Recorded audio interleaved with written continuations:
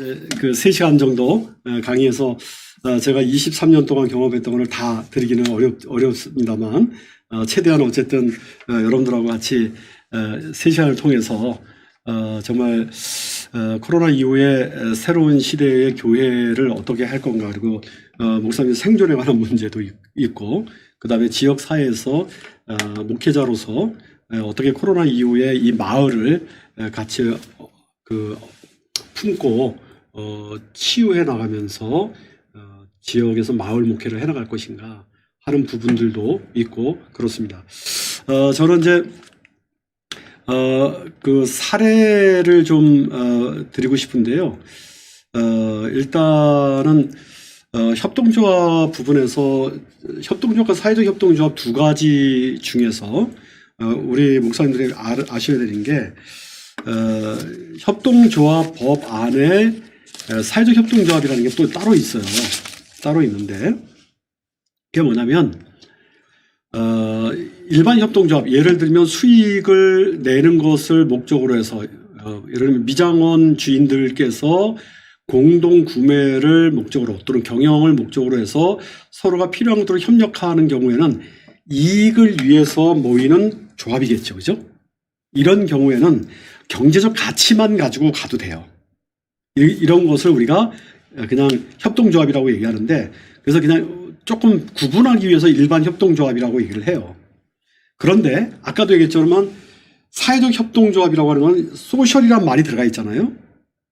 사회적 기업이라고 하는 것도 소셜이란 말이 들어가 있잖아요. 그런 속에서 교회가 한다고 한다면 일반 협동조합이 아니라 사회적 기업과 사회적 협동조합을 말하는 겁니다. 저는 그렇게 생각해요. 왜? 사회적 가치가 우리의 미션과 맞아떨어지기 때문에 그 미션을 이루어 나가는데 이 소셜이라는 것이 있어야 되기 때문에 협동조합을 그냥 만들기보다는 사회적 협동조합을 만드는 게 좋다. 특히 일반 협동조합, 우리의 일반 협동조합은 회사를 만들어서 그냥 신고를 하면 돼요. 그래서 이거는 그냥 한 달이면 나와요. 그런데 사회적 협동조합은 2달 이상 걸린단 말이에요. 2달 이상 걸리고 적게는 뭐 6개월 정도 걸리고 그래요.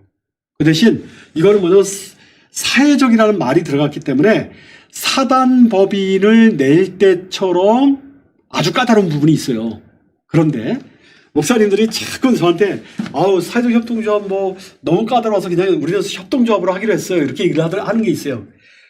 저하고 얘기하면 하나도 안 까다로워요. 네? 빠르면 2개월 내에도 나올 수 있어요. 그러면 어떻게 하면 되냐? 정부가 하라는 대로 하면 돼요. 정부가 하라는 대로만 하면 돼요. 그러면 뭘 하라 그랬는지 알아야 되잖아요. 공부를 열심히 하면 돼요. 표준 정관이 있어요. 사회적 협동조합 표준 정관. 나중에 사회적 협동조합이 된 다음에 조금씩 바꾸어가는 거는 괜찮아요. 그러니까 좀 적어더라도 그냥 사회적 협동조합 표준 정관에다 넣고 우리 이 조합의 이름은 사회적 협동조합의 희년이라 한다. 사회적 협동조합의 만나라 한다. 사회적 협동을 같이로 한다. 뭐 이렇게 이름을 정하는 거가 이제 표준 정관 내에서 그거만 내용을 바꿔주면 되고요. 자기가 원하는 사업을 넣으면 되고요. 나머지 웬만한 것들은 다 그냥 그대로 바꿀 필요 없이 그냥 그대로 쓰면 돼요. 바꿀 때는 몇 군데 안 돼요. 그렇게 해서 정관을 만들고요. 그 다음에 정관 만들었다고 다 되는 게 아니라 정관 만드는데 사전 절차가 필요해요. 그러니까 뭐냐면 사회적 협동조합을 하겠다라고 하는 사람들이 모여야 되지 않습니까? 발기인이 있어야 되잖아요. 준비위원들이 있어야 되잖아요. 사회적 협동조합을 만든 다음에 조합장을 만들고 거기다 인수인계를 해줄 때까지 이런 절차들이 있단 말이죠. 그 절차들은요, 제 강의 자료에 순서대로 다 있고, 그리고 그 매뉴얼에 다 있으니까 그대로 해나가면 됩니다. 걱정하지 마시고 사회적 협동조합으로 가야 된다. 그럼 나중에 뭐가 좋냐? 사회적 협동조합은 기부금을 받을 수 있어요? 협동조합은 기부금 못 받아요. 사회적 협동조합은 기부금 받아요? 사회적 협동조합은 복지관도 위탁받을 수 있어요? 어린이집도 위탁받을 수 있어요. 협동조합은 못 받아요. 이거는 이익단체니까 국가 지원도 안 해줘요. 그런데 사회적 협동조합은 사단법인하고 똑같은 법인격, 비영리 법인 성격 부여하기 때문에 위탁을 받을 수 있다는 겁니다. 자, 그래서 사회적 협동조합으로 지역 아동센터 운영할 수 있습니다. 사회적 협동조합으로 식당 운영할 수 있습니다. 카페 운영할 수 있습니다. 학원도 운영할 수 있습니다. 그러니까 여러분들 그렇게 생각하시고 가면 되겠습니다. 자, 이제는 이제 사례입니다. 제가 한 사례를 해서 여러분들하고 얘기 나누는 거지만, 여러분들 아까도 말씀드렸지만 노숙인들하고 같이 일한다는 게 쉬운 일 아니잖아요. 여러분들이 처음 하는 일이니까 쉬운 일 아니잖아요. 좀 실수하면 어때요? 하다가 실패할 수도 있죠. 이거 하면 떼부자 돼요? 천만에요. 상당히 많은 부분들이 어려움을 겪고 폐업하는 경우도 있어요. 물론 84%가 유지되는 건 맞아요. 네. 그러니까 교회가 돈 벌기 위해서 뭐 합니까? 목사님이 돈 벌기 위해서 뭐 합니까? 아니에요.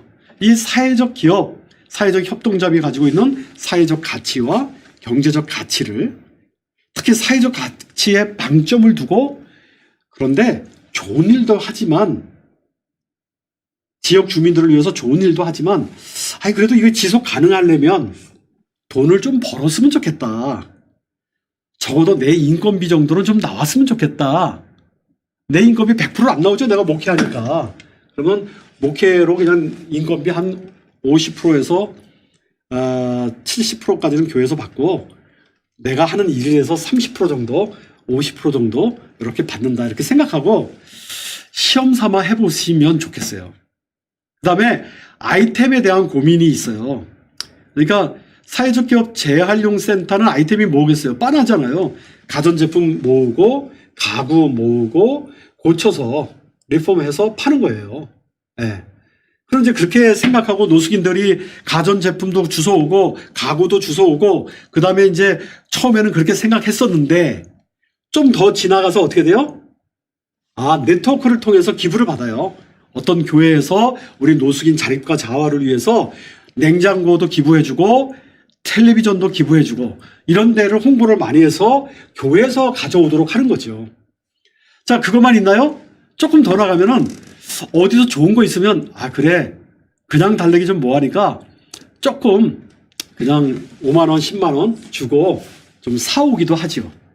네, 사오기도 해요. 그래서 당근마켓에 들어가서 좋은 물건 나왔을 때 갑자기 나오고 그 사람은 급하고 그럴 때는 일단 땡겨서 받아 놓기도 하죠. 네, 그래서 조금 더 깨끗하게 만들어서 조금 더 가격을 받고 팔기도 합니다. 그런데 사회적 기업을 데리고 일을 하니까요, 또 사회적 기업이라는 타이틀을 가지고 일을 하고 노숙인들하고 일을 하니까 어떤 기업에서는 그냥 줘요. 어떤 가구 회사에서는 클레임 먹은 것들이 있어요. 클레임 먹은 것 같은 경우에 그냥 가구를 주는 거죠. 네. 그런 거 A급이 오죠. 어떤 백화점에서 옷을 팔다가요, 재고로 3년 정도 지나니까 못 팔겠다 판단됐는지 그냥 주더라고요. 그 사람들은 그냥 주면서 기부금 영수증을 받을 수가 있잖아요. 사회적 기업은 기부금 영수증을 끊어줄 수가 없어요. 그런데 아까도 얘기했지만 사회적 협동조합은 기부금 영수증을 받을 수 있죠. 그리고 기부할 때 요 물건을 기부하는 것은 노숙인의 자립과 자활을 위해서 내가 판매하도록 허락을 받아서 기부를 해준다 라고 하면 그거를 지정기탁 또는 목적기탁이라고 해갖고 그렇게 할 수가 있어요. 네. 기부받았다고 해서 다 돈을 안 받고 무조건 나눠줘야 된다, 이런 거는 아니에요. 네. 그렇잖아요. 물고기를 주는 것보다, 생선을 주는 것보다 물고기 잡는 방법을 가르치기 위해서 우리가 사회적 기업을 만들어갖고 노숙인한테 주는 건데, 여기서 그냥 돈 줄 거면은 이걸 기업을 뭐로 만들어요, 그죠? 그냥 노숙인들한테 돈 봉투에 넣어서 쭉쭉쭉 주면 되는 거 아니겠어요? 그런 게 아니라 이 사람들에게 일자리를 주고 노동을 하게 하고 노동의 기쁨을 얻게 하고 기회를 얻게 하고 그리고 열매를 따먹게 하고, 그게 지속 가능하다고 한다면 여기서 계속해서 자기 일자리가 되고 자립할 때까지 여기 있게 하고. 저는 그래서 여기서 일하는 사람들을요, LH 집 가구, LH하고 연결을 해서 여기서 일하는 사람들이 LH 방을 얻어서 나갈 수 있도록 해줍니다. LH 방을 얻어서 나가려면요, 수입이 150만 원 넘으면 안 되거든요. 그럼 수입이 150만 원 넘으면 안 되니까 150만 원까지만 줘요. 그러면 어떻게 하면 돼요? 시간을 단축하면 되죠. 시간을 단축해서 근무를 시키고 150만 원 주고, 그러면 노숙자 쉼터에서 먹여주고 재워주고 일자리 150만 원씩 주고, 그래서 자기 용돈 한 뭐 50만 원 쓰고 100만 원 정도 세이브하고 있다가, 그렇게 해서 1년 벌으면 100만 원씩 해서 1200만 원, 뭐 그렇게 많이 모으지는 못하지만 보통 한 5, 600씩은 모으더라고요. 5, 600씩 모아갖고, 그래서 이제 LH 하고 연결을 하면 보증금으로 내기도 하고, 사실 LH는 보증금 없어도 되거든요. 근데 보증금을 넣으면 월세가 떨어지니까. 그래서 보증금을 그래서 1000만 원 넣으면 보통 25만 원짜리 LH 전세 임대 지원주택 같은 거 얻으면 거기 가서 월세 한 15만 원, 20만 원 정도 내고 하면, 그러면 또 150만 원 와서 받아도 20만 원 내고 자기 집 갖고 자기 애인도 부를 수 있고, 그러니까 노숙자 쉼터보다는 더 나으거든요. 그래서 저는 많이 자립자활을 시키고 있습니다. 자, 재활용센터의 장점은 뭘까? 장점은 뭐냐면요, 이 테이블을 누가 기증을 해줬다, A급을 기증해줬다. 그러면 요거 뭐 그 시중에서 만약에 15만 원이다. 그러면 요런 거 하나 얻어오면 15만 원 시중이면 우리 10만 원에 팔아도 10만 원 다 되죠. 네. 그러니까 원 재료값이 없다는 거예요. 재활용센터는 원 재료값이 많이 안 나간다는 거죠. 70%, 80%까지 마진율이 생긴다는 얘기죠. 그건 좋아요. 그런데 뭐가 힘들까요? 이거는 공간이 문제예요. 공간을 큰 데로 확보하기 어려워요. 그래서 저는 지금 국가 공간을 쓰고 있거든요. 한국자산공사, 우리나라 이제 기획재정부의 그 국가 재산을 위탁받아서 하는 자산공사 캠코라 그러죠. 거기에 있는 공간을 일반 시중 가격의 50%로 받아서 하고 있는데 1년에 임대료만 4,600만 원이 나가고 있어요. 장난이 아닙니다. 한 달에 한 300만 원씩 임대료가 나가야 되니까 너무너무 힘들죠. 그런데 이번에 코로나 와서 소상공인 해서 소상공인한테 혜택을 주더라고요. 임대료가 한 그 3분의 1로 줄어들었어요. 또 이런 혜택이 있어서 또 코로나 때는 또 그런 데로 또 살아가네요. 아까 말씀드렸던 우리 도농직거래 상생사업단이 사회적 기업 도농살림으로 들어갑니다. 여러분들 유튜브에 들어가서 도농살림 치면 다 나와요. 거기 내용이 다 있고요. 재활용센터도 다 있어요. 거기서 보시면 되는데, 이거는 이제 태양고추 팔아주고 유기농 감자 이런 거 팔아주다가 도농직거래를 하게 된 건데요. 이거는 굉장히 의미가 있어요. 어떤 의미가 있냐? 농촌을 살리고, 농촌교회를 살리고, 농촌교회 교인들을 살리고, 뭐 이런 부분이 있거든요. 그 다음에 친환경 먹거리를 먹는다. 그래서 농촌 선교라고 하는 차원에서 가치를 두고, 농촌에다 10만 원, 20만 원 그냥 온라인으로 보내주는 것보다는 농촌에 이런 걸 하면 좋죠. 자, 저 같은 경우에 예를 들면 3월 달부터 강원도에서 곰치나물, 그 다음에 뭡니까 또 산마늘, 뭐 이런 것들을 계속 받아서 하거든요. 감자 받아서 하고 마늘 받아서 하고 계속 돌립니다. 돌려.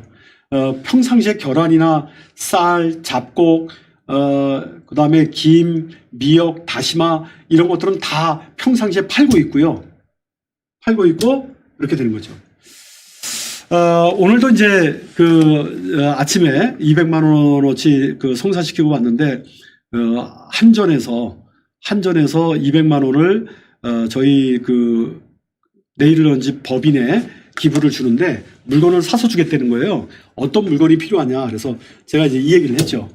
저희가 이거 가지고 있는데 사회적 기업이고 여기서 노숙인들이 일을 합니다. 그 물건을 여기서 사면 안 되겠습니까? 저희가 필요한 물건을 200만 원어치 여기서 가져갈 테니 한전에서 여기다 200만 원을 결제를 해주시면 되지 않겠습니까? 그랬더니 그거 괜찮다.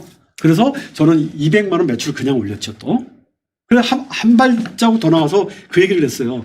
그런데 저희만 200만 원 지원하는 건가요? 아니면 다른 데도 지원하나요? 그랬더니 다른 데도 지원한대요. 그래서 다른 데 물건 사서 줄 때 물건 받아서 저희 여기서 사주면 좋겠습니다. 그래서 지금 기대하고 있습니다. 잘하면 1000만 원 매출을 올리지 않을까, 그렇게 기대하고 있고요. 이런 겁니다.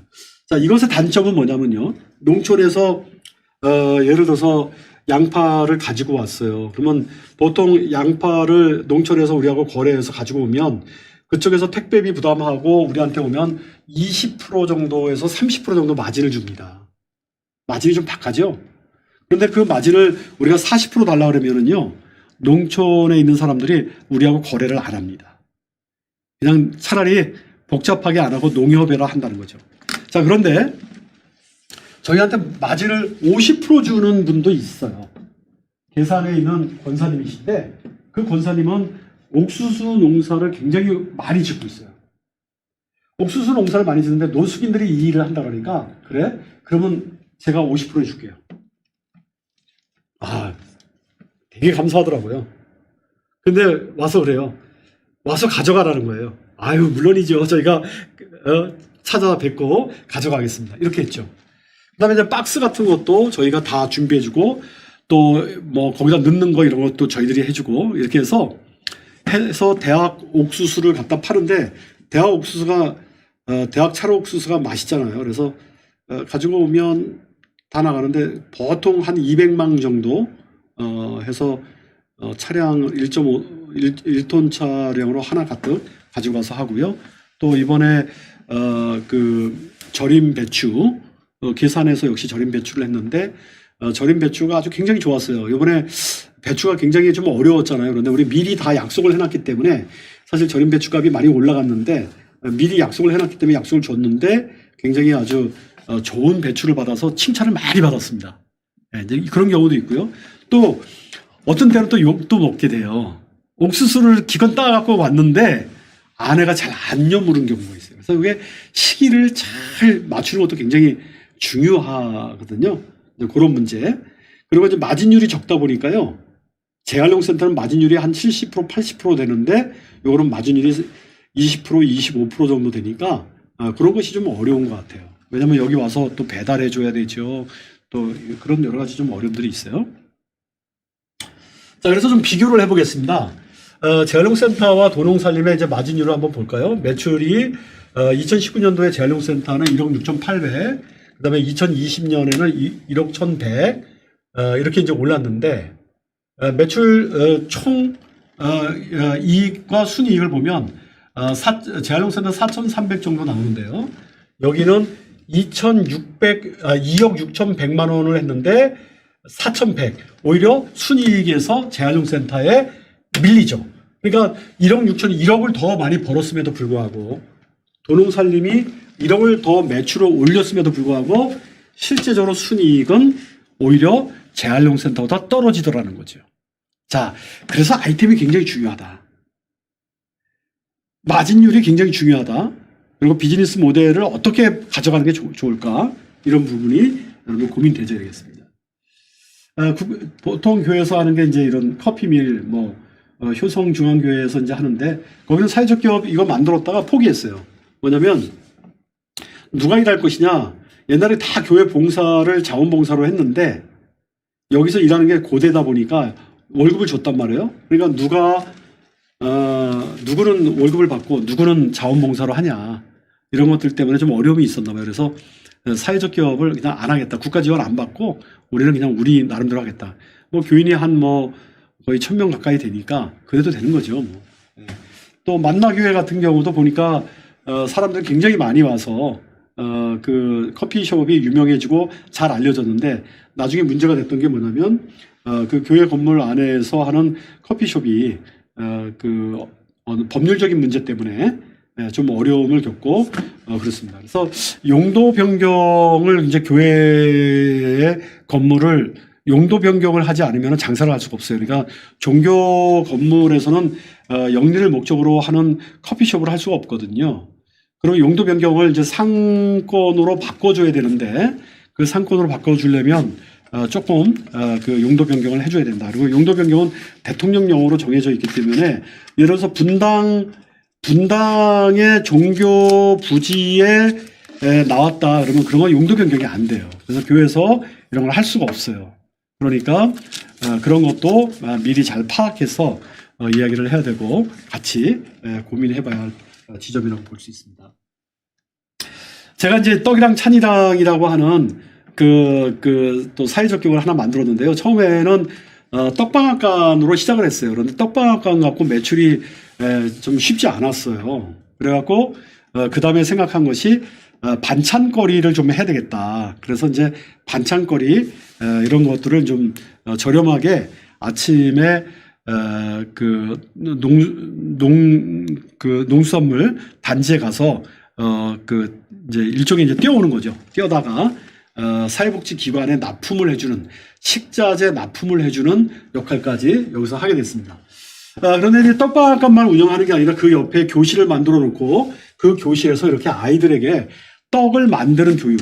그래서 뭐 유치원이라든지 지역 아동센터라든지 이런 사람들을 모아서 떡을 만드는 실습을 한다든지 체험을 한다든지 체험 교실. 그다음에 초등학교, 중학교, 고등학교 이렇게 해서 그런 곳에도 어떤 야외 활동이라든지 이런 부분에 프로그램을 갖게 됩니다.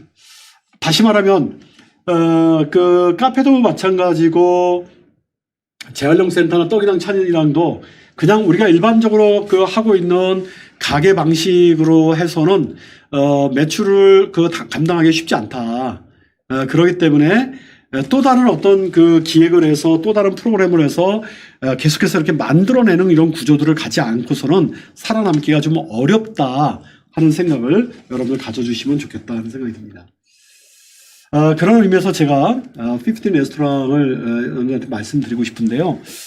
제가 스페인 몬도라고 갔다가 영국의 15 레스토랑도 바로 이제 방문해서 가서 좀 더 보고 왔는데 15 레스토랑에 가서는 좀 실망했습니다. 왜 실망했냐면요. 우리나라에서 흔히 볼 수 있는 식당보다도 인테리어나 이런 것들이 좀 구가다였어요. 그리고 별로 손님이 올 것 같지 않은 그렇게 번화가도 아닌데 그런 거죠. 그런데도 불구하고 15 레스토랑은 성공했습니다. 자, 여러분 이 제이미 올리버라고 하는 사람이 특별한 사람입니다. 이 사람은 아주 어릴 때부터 요리를 배웠어요. 그런데 지금 우리가 요리 하시는 분들이 텔레비전에 나와서 방송에서 굉장히 많이 하지 않습니까?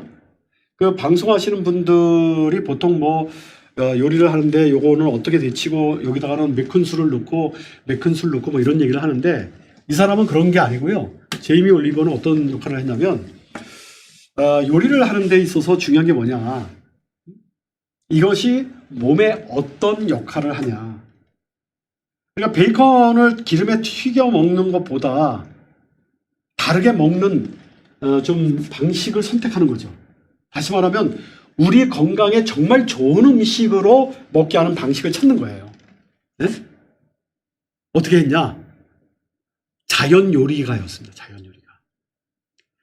감자를 가지고 볶고 튀기고 이런 게 아니라요. 감자를 어떻게 삶아서 먹으면 튀긴 것보다 볶는 것보다 어떤 영양소가 있고 이렇게 해서 먹게 되는 경우 당뇨병에 얼마큼 걸리지 않을 수 있고 성인병에 얼마큼 걸리지 않을 수 있다. 이런 것들을 생각했던 거죠. 그러다 어느 날 영국의 이 요리 프로그램의 PD가 이 제이미 올리버를 이제 찾아왔죠. 그래서 자기네 방송에 출연을 시켰어요. 이 사람이 방송에 나가서 또 한 게 뭐였냐면은 아빠들을 요리사로 만들기 위해서 아주 아빠들이 쉽게 배울 수 있는 요리 방법, 그리고 요리를 통해서 아이들하고 소통하고 요리를 통해서 가족의 건강을 생각하고 정신적 건강까지 터치해주는 이런 것들을 했다래요. 그래서 영국에 새로운 바람이 일어났는데 영국의 아버지들이 일찍 퇴근해서 4시에 퇴근해갖고 집에 가면서 시장 봐갖고 아이들하고 같이 가서 요리를 같이 하고 같이 만들어 먹는 그런 어떤 문화를 만들어냈고요. 아빠를 위한 요리책이 또 선풍적으로 팔리고 그랬다고 그래요. 그래서 여왕으로부터 그 자기까지 받게 됐다고 합니다. 제이미 올리버가. 그리고 아까 얘기했던 토니 블레어라고 하는 사람을 제이미 올리버가 만나서 각 학교에 그 인스턴트 식품을 추방하고 자연 요리를 하게 되면서 그러면 아무래도 뭐 감자도 깎아야 되고 뭐 야채도 다듬어야 되고 이러다 보면 요리사들이 더 많아야 되고 그렇게 했는데 거기에 그러면 취약계층을 투입해서 그런 어떤 요리사 보조 인력 이런 것들을 국가가 해주고 국가가 공공근로 인건비, 사회적 인건비를 갖다 줬다는 거 아니겠습니까? 예. 그런데 이분이 15 레스토랑을 만들었는데 왜 15이냐면 뒤에 있는 애들이 청소년이잖아요. 청소년들을 위한 식당을 만들었어요. 어떤 일이었냐면 청소년이긴 한데 약물 중독이나 알코올 중독이나 비행 소녀들을 뽑아서 18개월의 셰프 코스를 만들었어요. 그래서 아주 열심히 교육을 시켜갖고 그 레스토랑에서 일하도록 해주고 그리고 최고의 회사를 만들기 위해서 노력을 했답니다. 그러니 아이들의 부모 입장에서 보면 얼마나 고맙고 감사한 일이겠어요. 그 유명한 사람, 예? 텔레비전 스타 아닙니까? 스타. 그 사람에 의해서 교육을 받은 우리의 자녀들이 전문 셰프가 돼갖고 15 레스토랑에서 일하게 되고 또 15 레스토랑에서 다 수용이 안 되면 다른 곳에 추천을 받고 다른 식당에 가서 일을 하고 그러면서 아주 선풍적인 인기를 끌게 됐습니다. 네, 대단해요. 제가 영국에 갔을 적에 좀 시간이 좀 안 맞았는데 저기는요 오전에 식당 딱 해서 점심 먹고 나면 바로 휴식입니다. 딱 뒷정리하고 딱 휴식이고요. 그 다음에 이제 한 2시간 정도 휴식하고 식당에서 손님을 안 받아요. 밥 때 안 오면 안 받아요. 그러고 있다가 이제 쉬고 나면 다시 저녁 식사 준비를 해요. 저녁 식사 딱 그때만 딱 일하고요. 딱 스톱 끝나고 집에 갑니다. 삶의 질이 달라지죠. 쉬는 시간에 아이들 정말 쉬고 운동할 수도 있고 공부할 수도 있고 다른 취미 활동을 할 수도 있고 아주 좋은 직장을 만들었더라고요. 자, 그런데 또 재미난 게 하나 더 있어요. 제가 꼭 제이미 올리버 때 여러분들한테 해주고 싶은 얘기가 있습니다. 자, 이 제이미 올리버가 또 하나의 일을 했어요. 그게 뭐냐면 많은 청소년을 데리고 있었던 부모들이 제이미 올리버는 청소년을 위한 강의나 청소년을 위한 펀드를 만드는데 굉장히 아주 좋은 분이구나. 저분한테 투자를 해야 되겠다. 그래서 많은 기업들이 저분한테 청소년의 문제를 해결해 주도록 펀드를 지원해 줍니다. 자, 그래서 제이미 올리버는 3개의 영역에서 일을 하게 됩니다. 자, 첫 번째는 15 레스토랑의 레스토랑이라는 말은 몇 개를 거느리고 있었고요. 그 다음에 두 번째는 뭡니까? 셰프 코스라고 하는 교육 코스가 있었습니다. 세 번째는 청소년 재단이 있었습니다. 돈이 어디에 제일 많이 모였겠습니까? 식당은 아마 인건비 주는데 급급했을 것 같아요. 저도 해보니까 그렇더라고요. 인건비 나오면 최고예요. 그런데 그런 거 있지 않습니까? 유명 연예인이 하는 식당이라 그래서 가잖아요. 그것처럼 저 유명한 셰프가 일하는 곳이니까 사람들이 가죠. 영국 사람만 가는 게 아니라 저처럼 한국인인데도 불구하고 저기를 가는 거 아니겠어요? 전 세계에서 15 레스토랑의 정신을 배우기 위해서 오는 거죠. 몬도라곤을 성지처럼 생각하고 전 세계의 사회적 기업 또는 협동조합의 그 활동가들이 세계 여행을 하는 겸 가치를 찾아서 방문을 하는 것처럼 15 레스토랑도 방문객이 참 많았어요. 그러니까 손님들한테 다양한 국가에서 오는 손님들한테 최고의 요리를 대접하는데 애를 썼다고 그럽니다. 돈은 그렇게 벌었지만 아마 저희가 생각할 때는 인건비 주기 급급했을 거다. 두 번째, 셰프 코스는요 참 괜찮았을 것 같아요. 제이미 올리버가 가르치는 요리는 자연 요리가고, 그러니까 자연 요리가한테 배우는 음식은 우리 건강에 좋고 우리 건강에 이 아이템 굉장히 중요한 거 아니겠어요? 건강 아이템이 중요하기 때문에 사람들한테 어필하는 게 있었어요. 그래서 셰프 코스에 사람들이 몰려들기 시작했고요. 돈을 식당보다는 더 많이 벌었을 것으로 저는 판단합니다. 그 다음에 펀드가 제일 많이 벌었겠죠. 그 유명한 사람이. 저렇게 약물 중독자, 알코올 중독자, 스토리가 중요한데 그 스토리가 있는 청소년 문제를 가지고 고민하고 전국을 강연 다니고 전 세계 강연을 다니는데 예? 저 사람을 보고 감동을 받는 사람들이 돈을 안 내겠습니까? 돈을 내지요. 그래서 제가 알기로는 5천억 정도를 돈을 모았다고 얘기를 들었어요. 그래서 호주에다가도 15 레스토랑을 만들고 그렇다는 얘기를 들었는데 그 다음에 제가 그 이후에 소식은 잘 못 들었습니다만 어쨌든 자 중요한 거는 이 사람은 무엇을 팔았습니까 하는 겁니다. 여러분 제이미 올리버는 뭘 팔았을까? 제이미 올리버는 돈가스를 파는 게 아닙니다. 제이미 올리버는 비프스테이크를 판 게 아닙니다. 제이미 올리버는 사회적 가치, 건강을 팔았습니다. 건강을 파는 거죠. 아모레 화장품 회사가 뭘 팝니까? 여러분? 화장품 팔죠. 그거를 물어보라는 게 아니고요. 아모레 화장품은 당신을 아름답게 만들어주겠다. 얘기를 하는 겁니다. 아모레 화장품은 당신의 피부를 아름답게 만들어주겠다 하는 거죠. 자, 그것처럼 여러분 어떻게 합니까? 15 레스토랑을 만들어서 밥하는 것에 집중하는 사람은 발전이 없어요. 그런데 스토리를 만들어내고 또 다른 프로그램을 만들어내고 지역사회와 연계하고 그래서 거기서 또 아름다운 공작을 만들어내고 건설을 해내고 이렇게 갈 때 거기에 사회적 가치가 투자가 되는 거죠. 기업들이 투자하게 되는 거죠. 기업인들이 방문하게 되는 거죠. 그러면 저 레스토랑을 통해서 고기를 사갈 수도 있고 저 레스토랑을 통해서 또 다른 제품들을 사갈 수 있다고 말할 수 있을 겁니다. 여러분, 그래서 저는 우리 사회적 기업을 할 적에 1차적인 것만 생각하지 말아라. 저는 그렇습니다. 재활용센터를 통해서 물론 인건비를 다 주는 달도 있어요. 지난달은 인건비 다 줬습니다. 이번 달도 인건비 다 줄 것 같아요.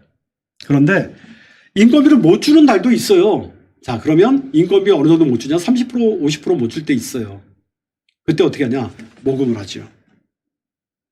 우리는 스토리가 있으니까요. 우리는 환경운동을 하니까요. 우리 노숙인들이 사회적으로 밀려나고 사회적으로 볼품없었던 사람들이 버려진 돌이 재활용센터를 통해서 이 사람들이 변화되지고 재활용센터를 통해서 자립하고 이런 스토리가 너무너무 많기 때문에 이 사람들이 환경운동의 맨 앞장서 있기 때문에 정말 땀 흘려서 가구를 리모델링하고 리폼을 하고 그 다음에 가전제품을 잘 해서 자원을 전략하고 자원 순환을 시키고 그렇게 하고 환경운동의 활동가로서 일한다고 얘기해 줄 때 굉장한 자부심을 가지고 일하게 되고요. 그리고 지역에 있는 사람들한테 그 사람들에게 후원금을 내게끔 만들고 그 후원금을 모아서 이 사람들의 또 다른 애적인 또 다른 일들을 하기도 합니다. 회사에 투자를 받아서 물건을 사기도 하고요. KMW라고 굉장히 좋은 회사인 것 같아요. 연초에 저에게 1억을 기부를 해주셨는데 제가 대학교에서 자랑스러운 성황인상을 받았는데 그때 동문 회장님이셨습니다. 그런데 작년 초에 그 KMW에서 저한테 1억을 기부해 주셨습니다. 그런데 그걸로 뭐 했냐면 재활용센터에 리프트가 달려있는 트럭을 샀습니다. 그리고 노숙인들에게 카페를 만들어서 2달 전에 오픈을 했습니다. 카페 요즘 열면 다 망해요. 저는 망할 거 알면서도 열었습니다. 왜냐면 여자 노숙인들이 바리스타 교육을 받고 그 다음에 한식 조리사, 양식 조리사 이런 거를 받았는데 갈 데가 없잖아요. 누가 받아주겠어요. 그러니까 저는요 스토리가 중요해요. 그 사람의 노동의 실현이 중요합니다. 네, 여러분 어디다 방점을 두고 일을 할 것인가가 굉장히 중요하다는 말씀을 드리고 싶습니다. 대만에 갔어요. 우리 사회복지사들 들고 대만에 갔더니만 저게 고가도로 밑에인데요. 세차장이에요. 장애인들이 어서 오십시오. 안녕히 가세요. 요 일을 하고 물기 좀 닦아주는 일이고 나머지는 다 기계가 합니다. 장애인이 하는 세차장에 사람들이 마치 네트워크가 이루어져 갖고 많은 사람들이 이왕이면 저기 가서 해주는 시민사회의 관심과 운동이 이루어지면서 다른 세차장보다 잘 되고 있습니다. 국가는 고가도로 밑에 있는 땅을 빌려준 거죠. 그 옆에 가면 식당이 있어요. 식당이 있는데 누가 고가도로 밑에 있는 식당에 가서 많이 먹겠어요. 저기 보면 물품들이 참 많이 있는데요. 이게 다 딸기잼, 뭐 과일잼들, 과일 드라이해서 말린 이런 간식 종류인데요. 자, 저거에서 판매를 합니다. 판매를 하는데 저기다 놓고 뭐 저기 지나가는 사람이 얼마나 들어와서 팔겠어요? 저기는 전시장과 같은 역할을 하고 있는데 기업의 마케팅을 하죠. 저기 장애인을 두고 있는 엄마들이 회사를 찾아다니면서 그 회사의 몇 주년 상품을 자기네 잼 세트로 해달라고 얘기하고, 그 다음에 드라이 그 과일 과자를 세트로 해달라고 얘기하고 그렇게 해서 팔게 되죠.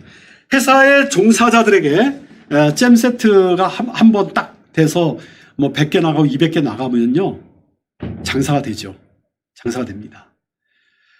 그러다 보니까 수상 부인께서 와서 식사를 하셨네요. 그러니까 기업인의 부인들이 오기 시작을 했고요. 방송에 많이 노출되다 보니까 바로 그렇게 해서 연결되고 전달식도 하고 협약식도 하고 MOU도 맞고 미리 선주문해서 올해 나오는 유기농 딸기로 전량 딸기잼을 만들어서 납품해달라고 하는 이런 부분도 받아서 50억이 넘는 매출을 올리고 있었습니다. 여러분 어때요? 지역에 있는 폐유지를 줍는 어르신들을 생각하면서 제가 만든 실버 자원이 협동조합입니다. 저렇게 조합 사무실을 만들어 놓고 차량을 만들어 놓고 할머니 할아버지들이 주워온 폐유지를 저기다 스스로 무게를 달아서 쌓고 기록을 하면 그 기록대로 팔아서 돈을 주는 겁니다. 자, 1시간 반씩이나 걸려서 1시간에서 1시간 반씩이나 걸려서 고물상에 가던 노인들이 이제는 조합 사무실까지만 오면 문제가 해결되는 거였습니다. 그 먼 곳까지 유모차를 끌고 가는 수고로움을 하지 않아도 됐습니다. 교통사고가 많이 일어나는데 교통사고가 없어졌습니다. 동네에 폐유지 주는 사람들 다 조합원으로 하니까 서로 싸우는 것이 없어졌습니다. 어때요? 돈 많이 버냐고요? 돈 뭘 벌겠어요. 폐유지 값이 거의 뭐 3분의 1 가격밖에 안 되기 때문에 못 벌어요. 그런데 어떻게 운영하냐고요? 예, 저것은 우리 어르신들의 소일거리이고 한 달에 10만 원 정도 버는데 기초노령연금 30만 원 받고 그 다음에 또 그 노인 일자리에서 27만 원 받고 그리고 저거 10만 원 받으면 얼추 생활하게 되더라고요. 여러분 어떻습니까? 여러분들 교회 주변에 이웃에 대해서 조금만 관심을 가지고 이런 짧은 시간 내에 배운 이론이지만 집에서 하나하나 좋은 마음 갖고 꿈을 꾸면서 이렇게 만들어 나가면 좋은 길이 열리라고 생각됩니다.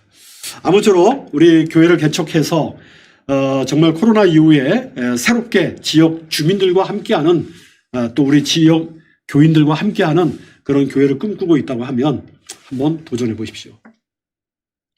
도전하면 길이 보입니다. 꿈을 꾸면 이루어지고요. 또 실패하더라도 실패의 경험은 여러분들한테 절망이 아니라 또 하나의 희망을 가져다 줄 수 있습니다. 여러분 2022년도 행복하시고 새해 복 많이 받으시고 또 교회를 위해서 지역사회를 위해서 헌신할 때 하나님의 영광을 높이 올려드리고 또 하나님을 기쁘게 하고 여러분의 교회가 부흥하고 발전하기를 축복합니다. 이상으로 모든 걸 마치겠습니다. 고맙습니다.